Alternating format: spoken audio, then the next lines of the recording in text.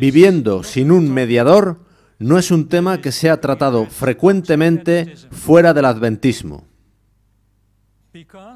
pues se basa en una comprensión del ministerio de Cristo en el cielo. Incluso entre los propios adventistas del séptimo día, no es un asunto que sea considerado en todos los sitios. Está asociado con el mensaje del primer ángel de Apocalipsis 14, 6 y 7, que proclama la hora de su juicio en 1844. La proclamación de este mensaje por parte de William Miller y su gente comenzó, básicamente, en 1831. Esa hora de su juicio es el momento en que termina el periodo que transcurre hasta 1844. Y es el comienzo de la purificación del santuario por parte de Cristo, tal y como se señala en Daniel 8:14.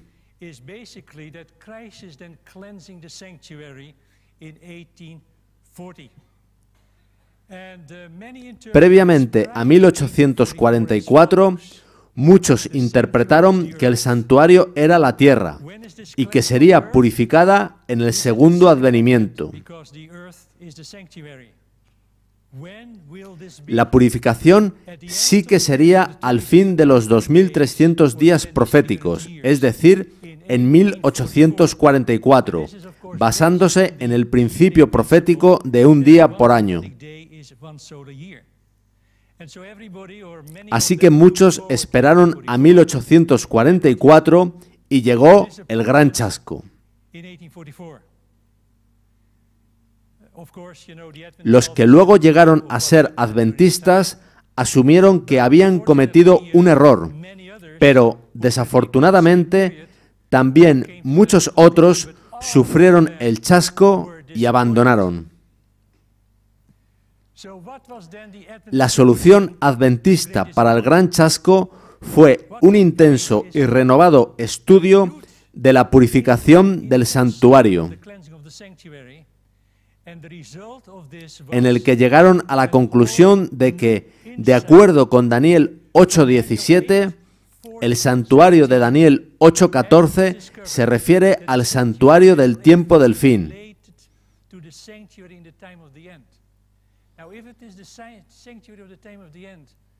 Es decir, al santuario del nuevo pacto, que, de acuerdo con Hebreos 8, 1 y 2, está en el cielo.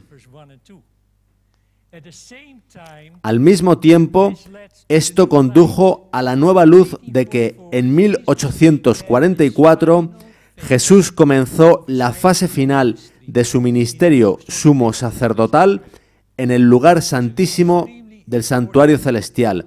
Esta fue una nueva luz extremadamente importante, que implica que en el año 31 después de Cristo, Cristo, tras su ascensión, comenzó su ministerio de expiación como mediador para el perdón de los pecados en el lugar santo. Esto significa que cuando en 1844 Cristo entra en el lugar santísimo para empezar su ministerio del día de expiación antitípico, además de su labor de mediador, Cristo realiza la expiación final para el borrado de los pecados en el juicio investigador. Esto puede verse en Primeros Escritos, páginas 251, 253 y 260. Así que este nuevo entendimiento proporcionó la solución para el gran chasco. Un más profundo estudio reveló la doctrina del santuario como un completo sistema de verdad para el pueblo de Dios a partir de 1844. De modo que los únicos cristianos que llegaron a esta nueva comprensión fueron los adventistas. Los demás renunciaron a estudiar las razones del chasco de 1844.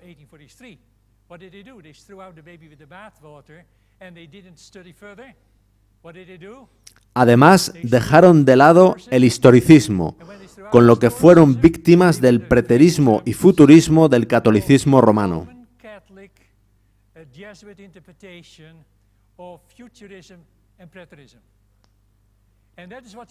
Y así continúan las cosas hoy en día. Solo los adventistas estamos adheridos al historicismo. Somos una especie en extinción. Y si no hablamos alto para compartir esta poderosa interpretación, ¿qué sucederá con el resto de la humanidad? Tened en mente que más de un 99% de los cristianos de todo el mundo no tiene ni idea de lo que realmente está sucediendo. El asunto del santuario fue la clave que aclaró el misterio del chasco de 1844. Reveló todo un sistema de verdades que formaban un conjunto armonioso y demostraban que la mano de Dios había dirigido el gran movimiento adventista, y al poner de manifiesto la situación y la obra de su pueblo le indicaba cuál era su deber. El conflicto de los siglos, página 423.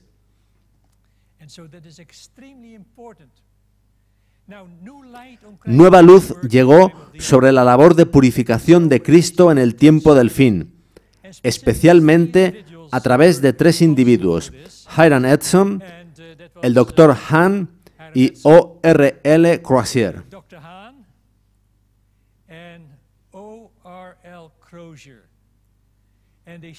Ellos estudiaron en amplitud qué sucedió en 1844. Hiram Edson profundizó en la relación entre el chasco y el santuario.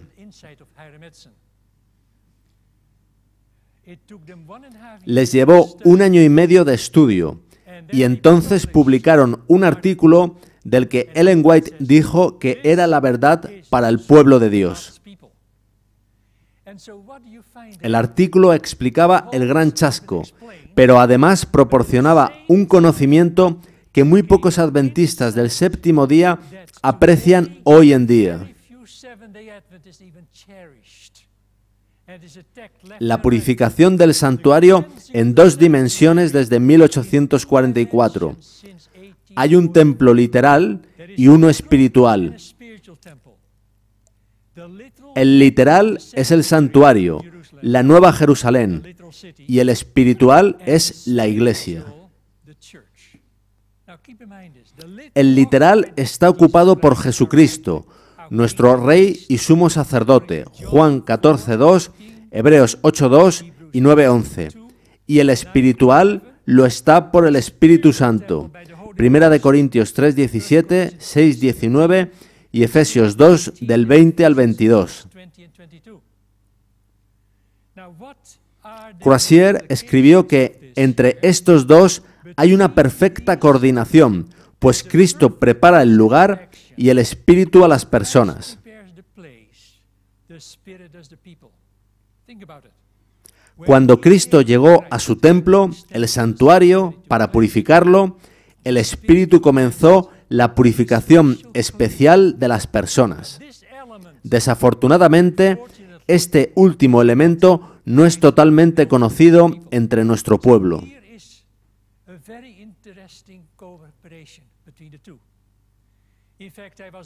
Así que, teniendo en cuenta la visión de Crozier, ¿de qué nos sirve comprender la geografía del cielo? La realidad es que se queda sin valor práctico. Y de ahí el error del Dr. Ford y de muchos otros, que están completamente equivocados. El Espíritu Santo trabaja en conexión con Cristo. Según Cristo purifica los libros, el Espíritu Santo purifica el santuario terrenal, que es la iglesia. Ahora, esta purificación lleva produciéndose unos 175 años. ¿Es nuestra iglesia ahora más pura que nunca antes? Debería serlo, ¿verdad? Pero no lo es, y es una pena. Así que precisamos de una purificación especial.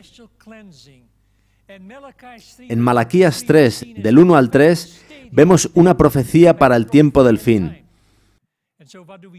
He aquí, yo envío mi mensajero, el cual preparará el camino delante de mí.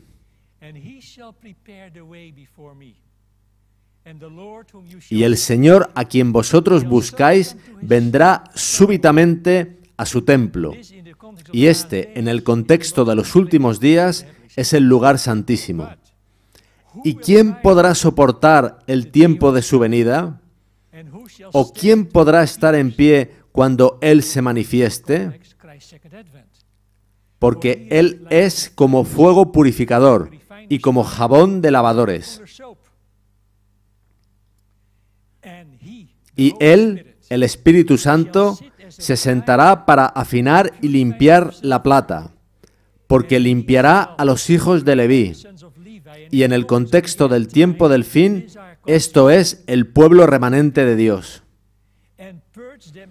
Los afinará como a oro y como a plata, y traerán a Jehová ofrenda en justicia.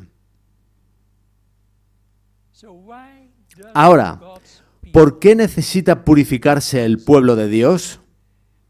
Deben prepararse para recibir el sello del Dios viviente. Fijaos lo que dice Ellen White en Primeros Escritos.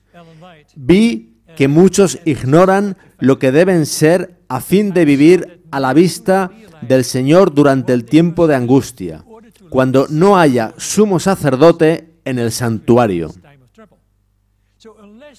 De modo que es necesario comprender la teología del santuario. Los que reciban el sello del Dios vivo y sean protegidos en el tiempo de angustia deben reflejar plenamente la imagen de Jesús. Así que, como dice Apocalipsis 7, es necesario el sello del Dios vivo. Y la purificación es necesaria para recibir la lluvia tardía. Vi que nadie podrá participar del refrigerio a menos que haya vencido todas las tentaciones y triunfado del orgullo, el egoísmo, el amor al mundo y toda palabra y obra malas. Ahora, quizás podáis preguntaros cómo es esto posible. Cuando uno mira a su propia vida, no parece posible. Uno cerraría los libros rojos y abandonaría. Sigamos leyendo. Por lo tanto, debemos acercarnos más y más al Señor y buscar anhelosamente la preparación necesaria que nos habilite para permanecer firmes en la batalla en el día del Señor. Primeros Escritos, página 71. Así que, en vez de abandonar y renunciar al adventismo, debemos acercarnos más al Señor, pues en Él lo podemos conseguir. Ahora, ¿es tan exagerada esa primera cita? ¿Tendrá acceso al cielo quien sea orgulloso, egoísta, quien ame el mundo o quien tenga malas palabras o acciones? No. Por tanto, automáticamente hemos de acudir a Jesús. Para el creyente vencer todo pecado, ha de acercarse más a Jesús y, así, ser purificado por el Espíritu Santo para poder resistir en el día del Señor.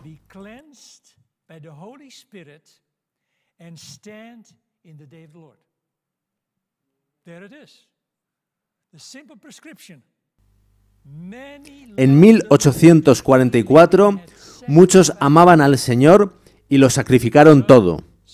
Vendieron casas y granjas, pusieron propiedades y hasta el último centavo para proclamar el advenimiento del Señor. Lo dieron todo, pero ¿estaban preparados para encontrarse con el Señor en vida? Eso es diferente a encontrarse con Él tras morir y resucitar.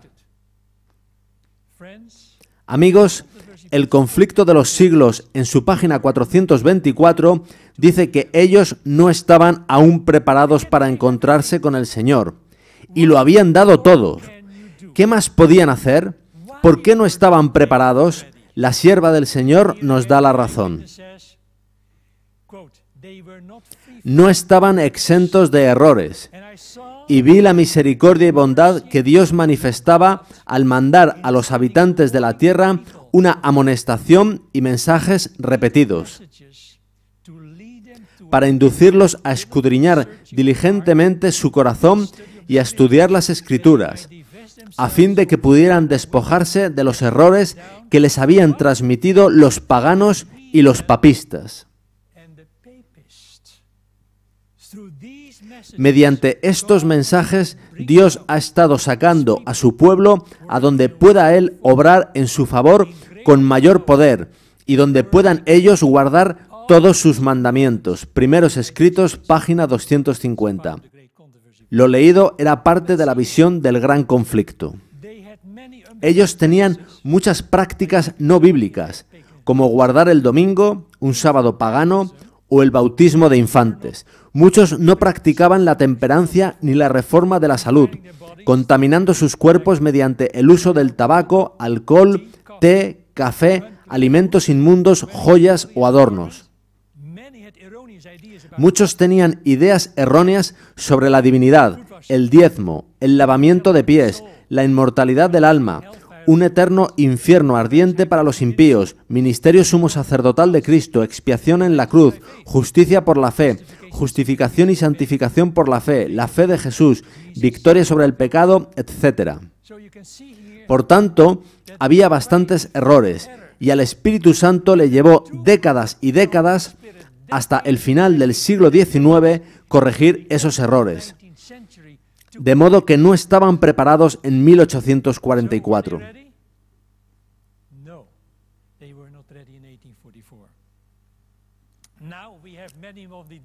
Ahora muchas de esas doctrinas han sido corregidas, pero ¿es nuestro estilo de vida más semejante al de Cristo?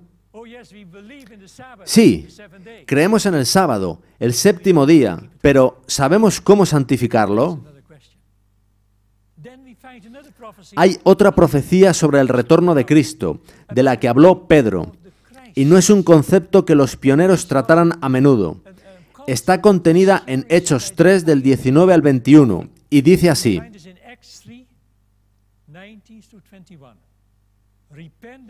Así que arrepentíos y convertíos, para que Él envíe a Jesucristo, a quien de cierto es necesario que el cielo reciba hasta los tiempos de la restauración de todas las cosas. Cuando el carácter de Cristo sea perfectamente reproducido en su pueblo, entonces vendrá Él para reclamarlos como suyos.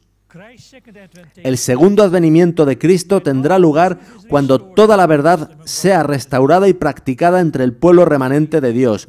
Entonces reflejarán el carácter de Cristo o, lo que es lo mismo, el carácter de Dios. Recordad lo que dice 1 de Pedro 1:22, habiendo purificado vuestras almas por la obediencia a la verdad, mediante el Espíritu.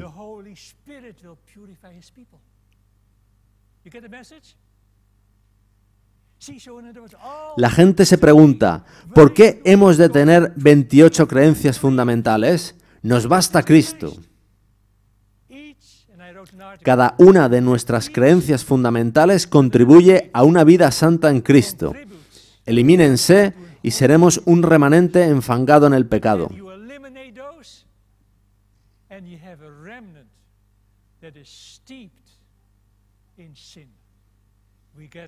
El Espíritu Santo es quien restaura toda la verdad para la purificación del pueblo remanente de Dios.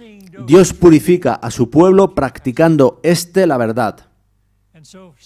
El Espíritu Santo ha estado haciendo esto desde 1844. Él usa el último mensaje de misericordia de Cristo para purificar el remanente de Dios. Lo hace por medio de los mensajes de los 3 ángeles. El mensaje del primer ángel, Apocalipsis 14, 6 y 7, proclama el Evangelio eterno a todo el mundo. Llama al arrepentimiento, temed a Dios y dadle gloria. Además, anuncia que ha llegado la hora de su juicio y llama a la adoración al Creador, por supuesto en el séptimo día.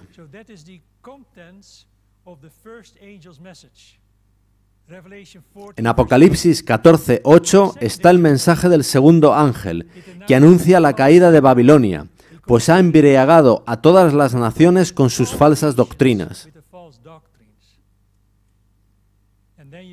Y después, en Apocalipsis 14, del 9 al 11, está el mensaje del tercer ángel, que advierte contra la falsa adoración. La adoración a la bestia y a su imagen, que lleva a recibir la marca en la frente o en la mano. Esos mensajes son específicamente para los últimos días. ¿Qué resultado conllevan? Producen fe, la cual nos dará el poder para resistir en el día del Señor. Apocalipsis 14:12 dice: aquí está la paciencia de los santos, los que guardan los mandamientos de Dios y la fe de Jesús. La fe de Jesús es poderosa, es fe en su providencia.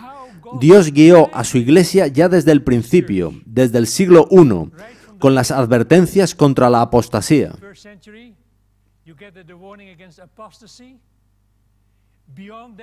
También, después, en la Reforma Protestante hubo una gran obra para purificar la iglesia, pero eso no era suficiente.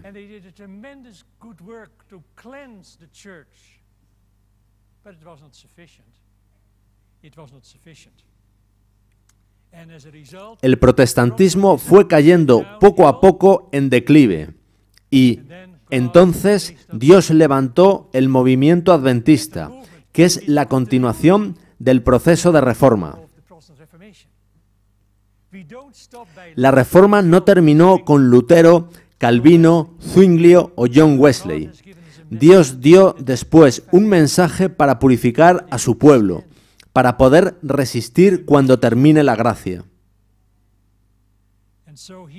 El mensaje del tercer ángel incluye también los mandamientos de Dios, incluyendo el marginado cuarto mandamiento. Y según Apocalipsis 14:12, los tres mensajes producen creyentes que guardan los mandamientos de Dios y guardan la fe de Jesús.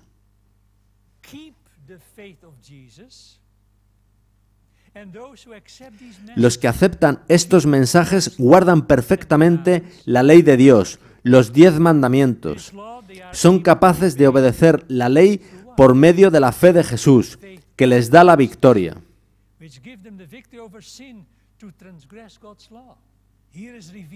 Aquí se revela la perfecta relación entre los 10 mandamientos y el Evangelio, la fe de Jesús. Ahí están unidos ley y evangelio. Ambos deben estar unidos bajo toda circunstancia.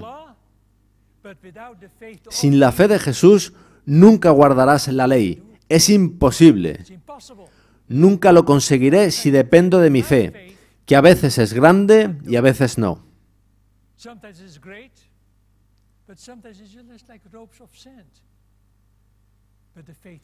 Pero la fe de Jesús es diferente, es invencible y es la que necesitamos para el fin de los tiempos. El tercer ángel es representado como volando hacia el cielo, proclamando los mandamientos de Dios y la fe de Jesús. Este mensaje ha de preparar un pueblo para la venida de Cristo. En Romanos 3:22 vemos cómo obtener justicia. La justicia de Dios por medio de la fe de Jesucristo, para todos los que creen en Él, porque no hay diferencia, por cuanto todos pecaron y están destituidos de la gloria de Dios.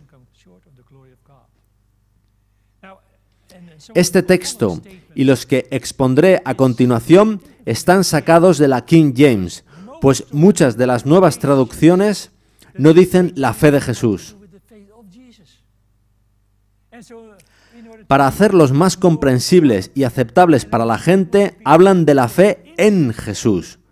Pero el original habla constantemente de la fe de Jesús. Y amigos, son cosas diferentes, aunque ambas, fe en Jesús y fe de Jesús, son necesarias. Veámoslo en Gálatas 2:16. Dice así: sabiendo que el hombre no es justificado por las obras de la ley, sino por la fe de Jesucristo. nosotros también hemos creído en Jesucristo para ser justificados por la fe de Cristo y no por las obras de la ley, por cuanto por las obras de la ley nadie será justificado. Así que, efectivamente, hay que tener fe en Jesucristo para obtener la fe de Jesucristo. Y si realmente comprendéis esto y lo experimentáis en vuestra vida, veréis un gran cambio. Desaparecerá el miedo al futuro, las calamidades y el tiempo de angustia. Ya no será vuestra fe, sino la de Cristo. Y ser hallado en Él, no teniendo mi propia justicia, que es por la ley, sino la que es por la fe de Cristo, la justicia que es de Dios por la fe. Filipenses 3, 9. Ahora estamos en el tiempo de gracia. Nuestro tiempo es precioso. No tenemos sino unos pocos, muy pocos días de gracia en los cuales prepararnos para la vida inmortal futura. Conducción del Niño, página 550. Hasta que cierre el tiempo de gracia, será un periodo de prueba para moldear el carácter y habilidades de la persona. Muchos se están engañando al creer que el carácter será transformado cuando venga Cristo, pero cuando Él aparezca, no se convertirán los corazones. Tendremos que habernos arrepentido de nuestros defectos de carácter y tendremos que haberlos vencido por la gracia de Cristo durante el tiempo de gracia. Aquí es donde debemos prepararnos para formar parte de la familia celestial. El hogar cristiano, página 319. Veamos cuál es el propósito de este periodo. Todos son responsables por sus actos mientras estén en este mundo de prueba. Todos tienen poder para controlar sus acciones si lo desean. Si son débiles en la virtud y la pureza de los pensamientos y actos, pueden obtener ayuda del amigo de los desvalidos. Jesús está familiarizado con todas las debilidades de la naturaleza humana, y si se le suplica, dará fortaleza para vencer las más poderosas tentaciones. Todos pueden obtener esta fortaleza si la buscan con humildad. Conducción del Niño, página 466. Es una maravillosa promesa.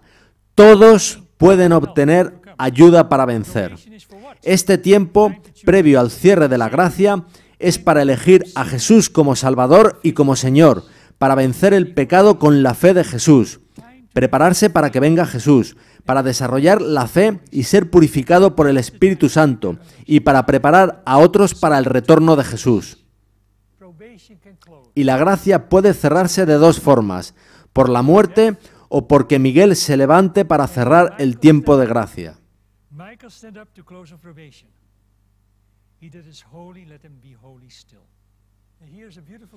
Veamos esta otra preciosa cita.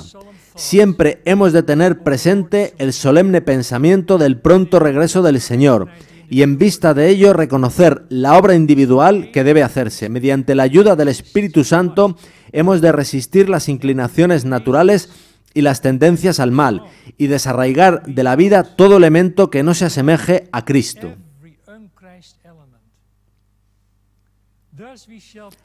Así prepararemos nuestros corazones para la recepción de la bendición de Dios, la cual nos impartirá gracia y nos pondrá en armonía con la fe de Jesús.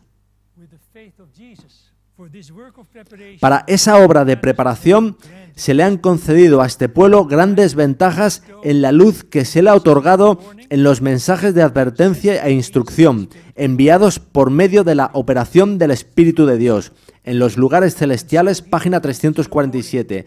Dios nunca se cansa de enviar mensajes de advertencia, mediante la Biblia y mediante el espíritu de profecía.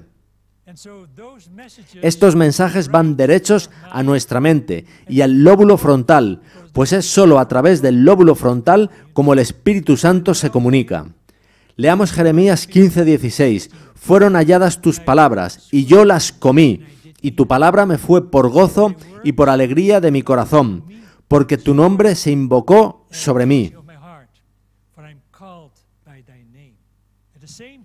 De igual manera, en el Nuevo Testamento, los bereanos recibieron la palabra con toda solicitud, escudriñando cada día las Escrituras para ver si estas cosas eran ciertas. Hechos 17:11.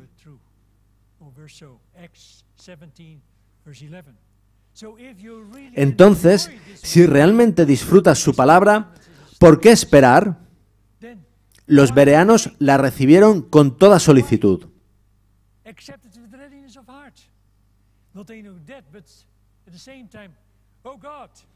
Ellos estaban dispuestos a hacer cualquier cosa que Dios les pidiera, sin restricciones, como los mártires o los reformadores que sacrificaban sus vidas por el Señor.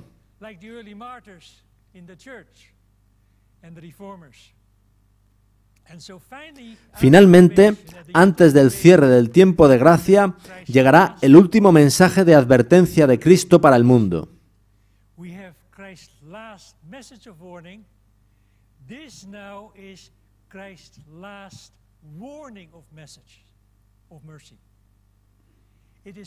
Será la obra de purificación del Espíritu Santo en la lluvia tardía de Apocalipsis 18:1. La invitación final de Cristo previa al segundo advenimiento. Pero cerca del fin de la siega de la tierra, se promete una concesión especial de gracia espiritual para preparar a la Iglesia para la venida del Hijo del Hombre. Este derramamiento del Espíritu Santo se compara con la caída de la lluvia tardía. Hechos de los Apóstoles, página 55. La lluvia tardía tiene como primer propósito preparar para el tiempo de angustia. La Review and Herald del 27 de mayo de 1862 dice: la lluvia tardía será lo que los fortalecerá y reavivará para atravesar el tiempo de angustia. El segundo propósito es preparar para la traslación. Los que resisten en cada punto, que soportan cada prueba y vencen a cualquier precio que sea, han escuchado el consejo del testigo fiel y recibirán la lluvia tardía y estarán preparados para la traslación.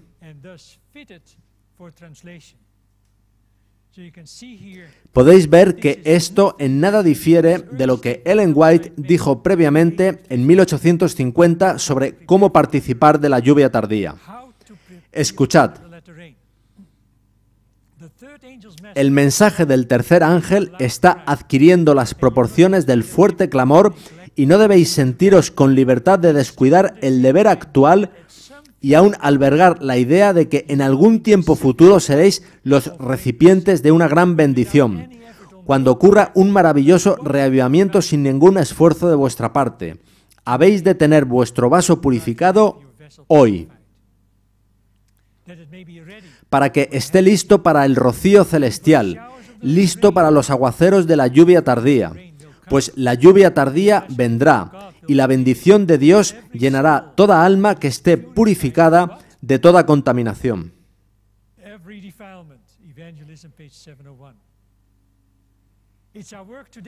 Es nuestra obra hoy en día rendir nuestras almas a Cristo, para que estemos preparados para el tiempo del refrigerio de la presencia del Señor, preparados para el bautismo del Espíritu Santo. El Evangelismo, página 701. Dice que es nuestra obra hoy. Hoy debemos rendir nuestras almas a Cristo y pedirle que seamos bautizados por el Espíritu Santo.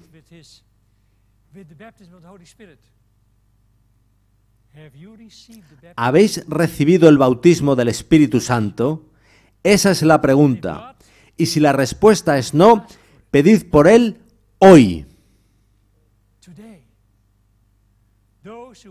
¿Quiénes de vosotros queréis comenzar a pedirlo diariamente a partir de hoy?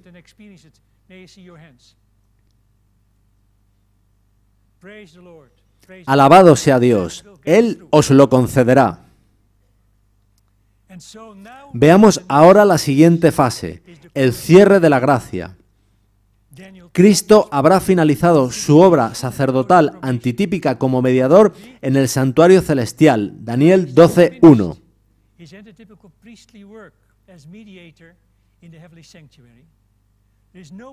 Ya no habrá más perdón ni expiación para el pecado.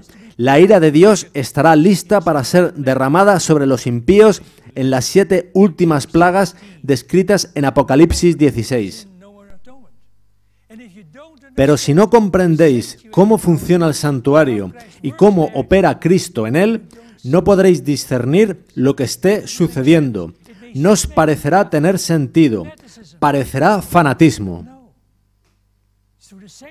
Pero por medio del santuario tenemos una perfecta comprensión de la obra de Cristo en el cielo por nosotros y de cómo poder sobrevivir en el tiempo de angustia. Según Apocalipsis 7, 2 y 3, solo los que reciban el sello del Dios viviente en sus frentes podrán resistir en el día del Señor. Daniel 12:1 describe la conclusión del ministerio expiatorio de Cristo. Dice así: en aquel tiempo se levantará Miguel, el gran príncipe que está de parte de los hijos de tu pueblo. Y será tiempo de angustia, cual nunca fue desde que hubo gente hasta entonces. Pero en aquel tiempo será libertado tu pueblo, todos los que se hallen escritos en el libro.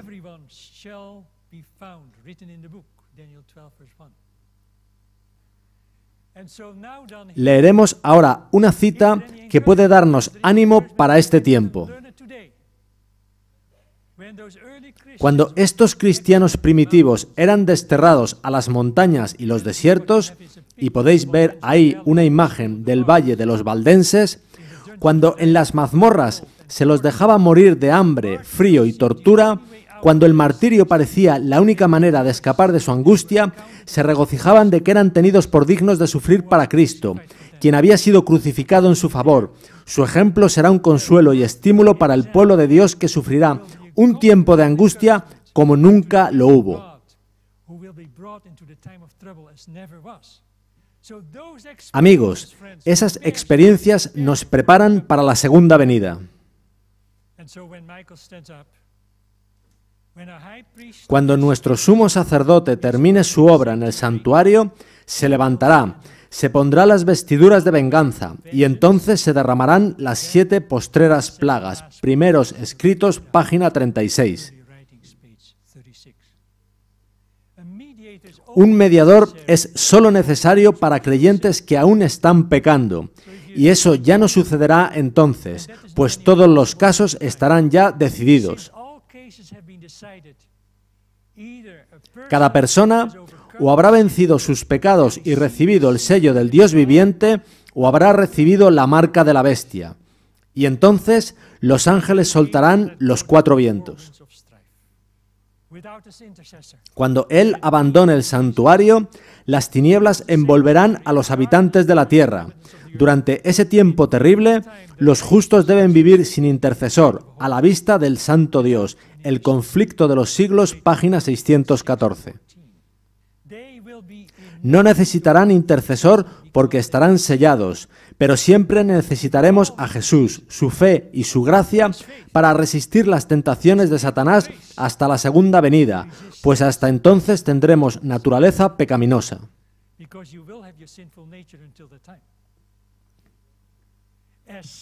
Mientras Satanás acusa al pueblo de Dios haciendo hincapié en sus pecados, el Señor le permite probarlos hasta el extremo.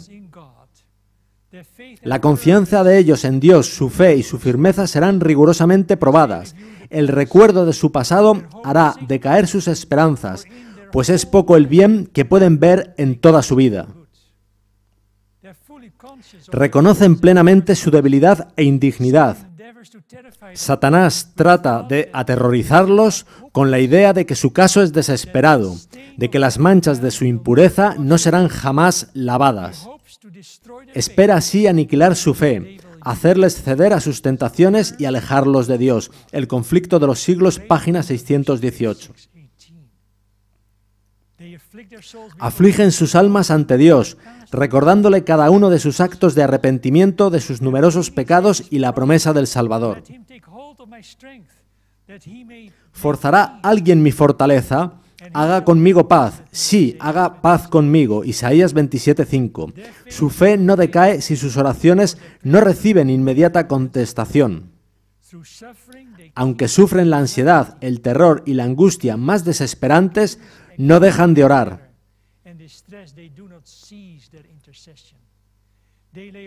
Echan mano del poder de Dios como Jacob se aferró al ángel, y de sus almas se exhala el grito: no te soltaré hasta que me hayas bendecido. El conflicto de los siglos, página 619. Así, en el tiempo de angustia, si el pueblo de Dios conservase pecados aún inconfesos, cuando lo atormenten el temor y la angustia, sería abrumado. La desesperación acabaría con su fe y no podría tener confianza para rogar a Dios que le librase. Pero, aun siendo muy profundo el sentimiento que tiene de su indignidad, no tiene culpas escondidas que revelar. Sus pecados han sido examinados y borrados en el juicio, y no puede recordarlos. El conflicto de los siglos, página 620.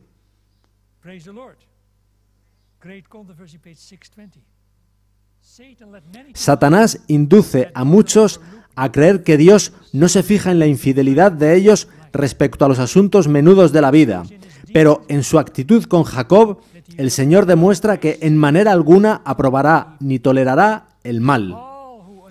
Todos los que tratan de excusar u ocultar sus pecados, dejándolos sin confesar y sin haber sido perdonados en los registros del cielo, serán vencidos por Satanás. Los que tardan en prepararse para el día del Señor no podrán hacerlo en el tiempo de la angustia ni en ningún momento subsiguiente. El caso de los tales es sin esperanza. El conflicto de los siglos, página 620.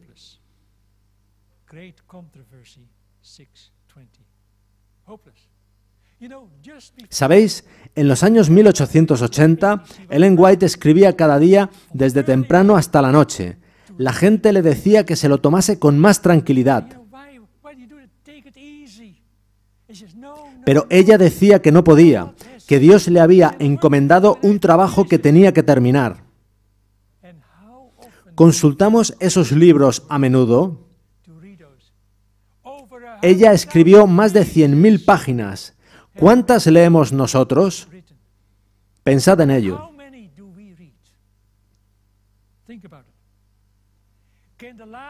¿Podrá la última generación vivir el tiempo de angustia sin pecar? ¿Habrá aún limpieza de pecado durante el tiempo de angustia? Algunos que piensan que los creyentes pecarán hasta el segundo advenimiento lo basan en la siguiente cita de Ellen White acerca de la experiencia del tiempo de angustia.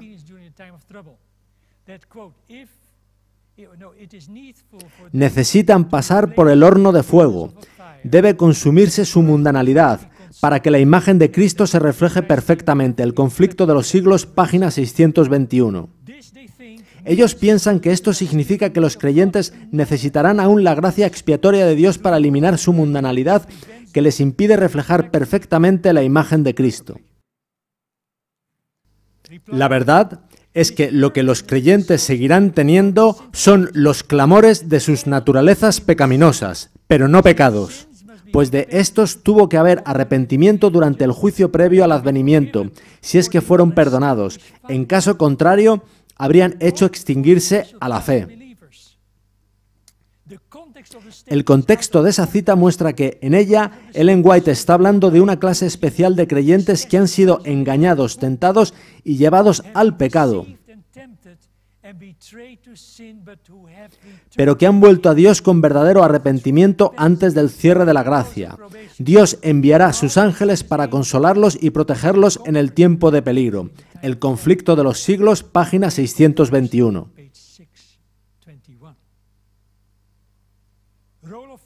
Antes del tiempo de angustia, los pecados habrán sido llevados a juicio.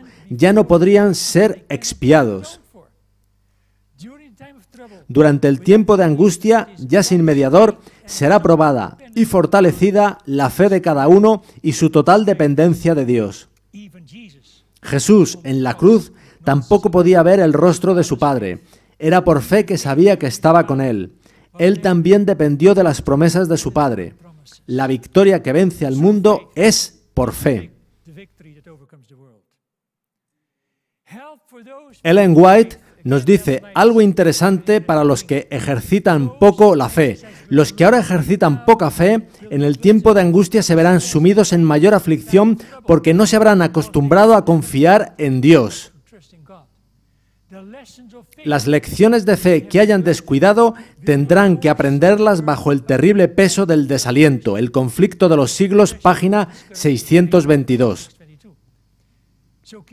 De modo que no estarán completamente perdidos, sino que tendrán que aprender cosas en una situación más difícil, pero el tiempo será complicado para todos. Algunos piensan que nuestra naturaleza pecaminosa no permitirá la victoria sobre el pecado hasta la segunda venida. Veamos qué dice Ellen White. Cuanto más os acerquéis a Jesús, más defectuosos os veréis. Bible Echo, 1 de diciembre de 1892. Así que a nuestros propios ojos no parece posible la victoria, pero aunque parezcamos más defectuosos a nuestros propios ojos, eso no quiere decir que aún estemos cometiendo pecados. Más bien, es posible que estemos percibiendo más claramente nuestras debilidades y nuestra necesidad de la fortaleza de Cristo y de la fe de Jesús. El contexto de la cita anterior de Ellen White es que aún hay esperanza para estos creyentes de sobrevivir en el tiempo de angustia, de modo que serán capaces de progresar para reflejar perfectamente la imagen de Cristo. Sin embargo, durante este progreso, ellos no continuarán pecando, tendrán que luchar contra las tentaciones y los impulsos de su naturaleza pecaminosa. Pero serán vencedores por medio de la fe de Jesús y no cometerán pecados. Tened en mente que tener naturaleza pecaminosa no es pecado, como creen muchos protestantes y también algunos de nosotros. No es así, ni tampoco estamos abocados a pecar, pues hay victoria en la gracia habilitadora de Cristo.